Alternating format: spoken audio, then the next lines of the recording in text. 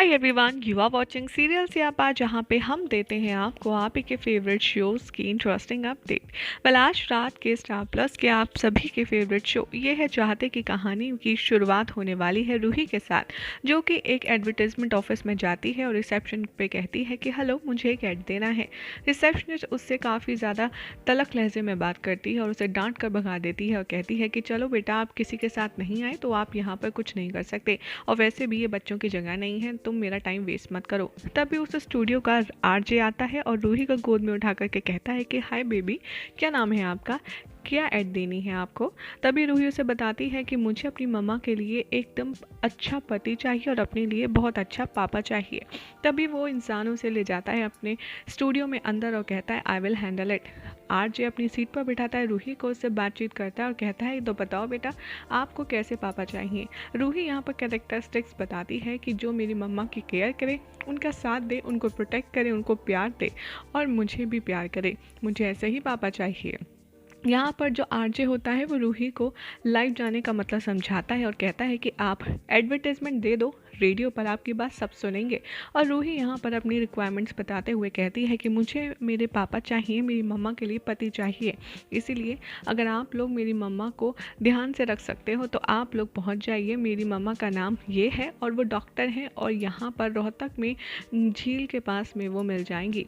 यहाँ पर रूही बड़ी ही प्राउड फील करती है अपनी मम्मा के लिए शादी का एडवर्टाइजमेंट देने के बाद, और आरजे को अपना पिगी बैंक देकर के कहती है ये मेरा पिगी बैंक है और इसमें मेरी सेविंग्स है, आपने मेरा काम किया इसलिए आप ये रख लो।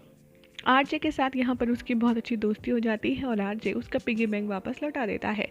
तभी रूही आती है रुद्राक्ष के पास और उसे हक करती है और कहती है कि आपने जो कहा था ना ऐड देने की बात, मैं दे आई हूँ। अब मेरी मम्मा को पति और मुझे पापा मिल जाएंगे। रुद्राक्ष बहुत खुश होता है और यहाँ पर रुद्राक्ष उससे पूछता रहता है तो बताओ तुमने क्या किया काम, मुझे बताओ, मुझे सरप्राइजेस पसंद नहीं। लेकिन रूही अपने मन ही मन ये बात सब कहती है और रुद्राक्ष से सामने कहती है कि नहीं बता सकती, कुछ पर्सनल है और मैं आपको नहीं बता सकती कि मैं क्या काम करके आई हूँ। यहाँ पर रुद्राक्ष रूही से पूछने की कोशिश करता है, उसके साथ खेलता है, गुदगुदी करता है और रुद्राक्ष बहुत ज़्यादा खुश हो जाता है। रूही कहती है कि नहीं ना, मैं नहीं बता सकती, एनीवेज अब मैं जा रही हूँ, मम्मा मेरा वेट कर रही होंगी, मैं आपको बाद में फिर कभी बताऊँगी। रूही को जाता देख रुद्राक्ष अपने आप को शीशे में देखता है, कहता है कि वाह, मैं हंस रहा हूँ, वो भी इतने सालों बाद, वो भी बिना नशे में, ये लड़की वाकई में जादू है, जादू। इधर रूही तैयार हो जाती है स्कूल जाने के लिए, जहाँ पर प्रिशा उसके लिए टिफ़िन पैक करके लाती है और कहती है कि लो बच्चा, आपका टिफ़िन। प्रिशा से कहती है कि मैंने ना आपको एक सरप्राइज़ देना है और वो तुम मिले जहाँ will you marry me song को गुनगुनाती है और प्रिशा को गोल गोल घुमाती है।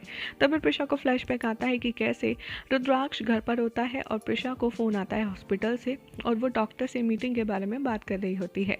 इतनी ज़्यादा थकी होती है वो कि रुद्राक्ष पीछे से आकर के उसकी गला दबाता है, उसके कंधे दबाता है, प्रिशा को रिलैक्स करवाता है और फिर will you marry me songs गा करके उसे इम्प्रेस करता है। यहाँ पर अपने और रुद्राक्ष के खूबसूरत मोमेंट को रिकॉल करके प्रिशा बहुत ज़्यादा हेलुसिनेट करती है और तभी रूही कहती है अरे मम्मा, क्या हुआ, कहाँ खो गई आप। तभी प्रिशा कहती है कहीं नहीं बच्चा, जाओ, तुम जाओ, स्कूल जाओ, और रूही को बहुत सारा प्यार करती है इस गाने के लिए। बाद में दिखाया जाएगा कि रूही प्रिशा को देखकर कहती है मम्मा, आपको बहुत बड़ा सरप्राइज़ मिलेगा आज, और बाय, लव यू। प्रिशा सोचती है पता नहीं, मेरी बच्ची नहीं होती मेरी ज़िंदगी में तो मैं क्या करती, मैं किसके बिना सहारे के जीती। आई लव यू बच्चा, मुझे भी अब क्लिनिक जाना चाहिए। यहाँ पर क्लिनिक में प्रिशा पहुँच जाती है, जहाँ पर मौसी दौड़ी दौड़ी आती है और कहती है कि प्रिशा, आज तो इतने सारे लोग आए हैं, इतने सारे लोग, इतनी लंबी लाइन लगी है, लेकिन एक बात अजीब है कि सभी के सभी आदमी हैं, कोई औरत नहीं। यहाँ पर प्रिशा कहती है मासी मजाक मत करो, जाओ जाकर के ठीक से देखो, आपने देखा नहीं होगा। मासी कहती हैं कि ठीक है, मैंने देखा है, लेकिन प्रिशा सारे आदमी हैं, मैं एक एक करके भेजती हूँ। एक बुढ़ा आता है, वो कहता है कि मेरी तबीयत तो ठीक है, मैं तो आपको देखने आया हूँ। यानी कि जो एडवर्टाइजमेंट रूही ने दिया होता है, ये उसी से रिलेटेड सारे आदमी आते हैं, अलग अलग शक्ल के, कोई बुढ़ा होता है, कोई बहुत मोटा, कोई छोटा होता है, तो कोई बहुत ही ज़्यादा वियर्ड। और प्रिशा को सब उल्टी सीधी बातें करते हैं कि हम आपके दिल में रहना चाहते हैं, आपके ऊपर हम बहुत ही हक जमाना चाहते हैं, वगैरह वगैरह, क्योंकि वो सब प्रिशा को शादी के पॉइंट ऑफ व्यू से देख रहे होते हैं। प्रिशा को कुछ समझ नहीं आता। वो कहती है कि मुझे किसी की कोई मदद नहीं चाहिए और वो डंडा उठा कर के सबको बाहर भगाती है।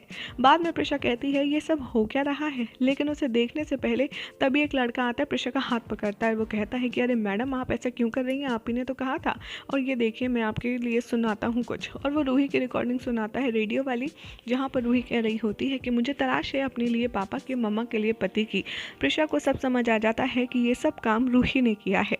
मौसी यहाँ पर समझाती है प्रिशा को कि वो बच्ची है, वो ऐसी शरारतें कर सकती है। प्रिशा कहती है बच्ची है तो बच्ची की हरकतें करे ना, ये बड़ों वाली हरकतें क्यों कर रही है, आज उसे समझाना पड़ेगा। लेकिन उससे पहले मैं इन सबको समझाती हूँ। प्रिशा डंडा लेकर के बाहर जाती है। तभी मुखिया आता है और वो देखता है कि क्लिनिक के बाहर बहुत सारे आदमी खड़े हैं और वो कहता है कि ये क्या हो रहा है, हमें मैनर्स का पाठ पढ़ा रही थी और खुद के क्लिनिक के बाहर इतने आदमियों की लाइन लगी है, ये कैसा कैरेक्टर है। तभी प्रिशा को गुस्सा आता है। वो उन आदमियों से रिक्वेस्ट करती है आप सब लोग जाइए, मुझे कोई शादी नहीं करनी, लेकिन कोई नहीं मानता। फिर प्रिशा डंडे का सहारा लेती है और सबको मारकर भगा देती है। इधर रूही स्कूल से आ जाती है और कहती है कि वाह अब तो मम्मा को सरप्राइज मिल गया होगा, थैंक गॉड, बस मम्मा आकर के गुड न्यूज़ सुना दे। प्रिशा जैसे ही आती है वो रूही रूही चिल्लाती है, रूही चुप जाती है। प्रिशा उसे गुस्से से बाहर बुलाती है और कहती है रूही ये सब क्या है, आप बताओ आपने ऐसा क्यों किया। रूही कहती है मम्मा आप गुड न्यूज़ तो सुनाइए। प्रिशा कहती है कि बच्चा मैंने आपको कभी हमसे रिलेटेड कोई प्रॉब्लम होने दी है क्या, मैंने कभी आपको पापा की कमी महसूस होने दी है, तो फिर आपने ये सब क्यों किया, बताओ क्या मैं आपके लिए काफ़ी नहीं हूँ। यहाँ पर रूही कहती है मम्मा मैंने आपकी और काकी नानी की बात सुन ली थी, वो कह रही थी आपको सब परेशान करते हैं, इसके लिए आपको प्रोटेक्ट करने के लिए कोई होना चाहिए, और वैसे भी मुझे भी मेरे पापा चाहिए। रूही यहाँ पर बहुत रिक्वेस्ट करती है प्रिशा से कि मुझे भी मेरे पापा चाहिए, जैसे सबके पापा होते हैं वैसे मुझे भी चाहिए। प्रिशा कहती है कि नहीं रूही मुझे कोई लाइफ पार्टनर नहीं चाहिए, मेरे लिए आप सफिशेंट हो, आपके लिए मैं, इसलिए आप समझते क्यों नहीं हो कि हम दोनों एक दूसरे के लिए काफ़ी हैं, हमें किसी और की ज़रूरत नहीं है। लेकिन रूही बहुत ज़्यादा इमोशनली वीक नज़र आती है और प्रिशा से रिक्वेस्ट करती हुई दिखाई देती है और कहती है कि मम्मा अगर हमारी लाइफ में कोई स्ट्रॉन्ग पापा आ जाएंगे तो वो आपको प्रोटेक्ट करेंगे और मुझे भी बहुत अच्छे से रखेंगे, इसीलिए चाहे जो हो जाए मुझे मेरे पापा चाहिए ही चाहिए। और यही हो जाएगा आज रात के एपिसोड का एंड, जिसमें प्रिशा सोचती रह जाएगी कि आखिर रूही को अचानक से हो क्या गया है। प्रिशा ये भी कहेगी कि रूही आपको ये बड़े लोगों की बात किस तरह सिखाई, मैंने तो आपको ये सब नहीं सिखाया, तो फिर आप इतनी बड़े बड़े जैसी बातें कैसे करने लग गई हो। वेल जब देखना होगा काफ़ी ज़्यादा इंटरेस्टिंग कि जब रूही चाह रही है प्रिशा की लाइफ में कोई आए उसके हस्बैंड के तौर पर, तब वो किसका सिलेक्शन करती है और क्या होगी स्टोरी लाइन आगे आने वाले एपिसोड्स में।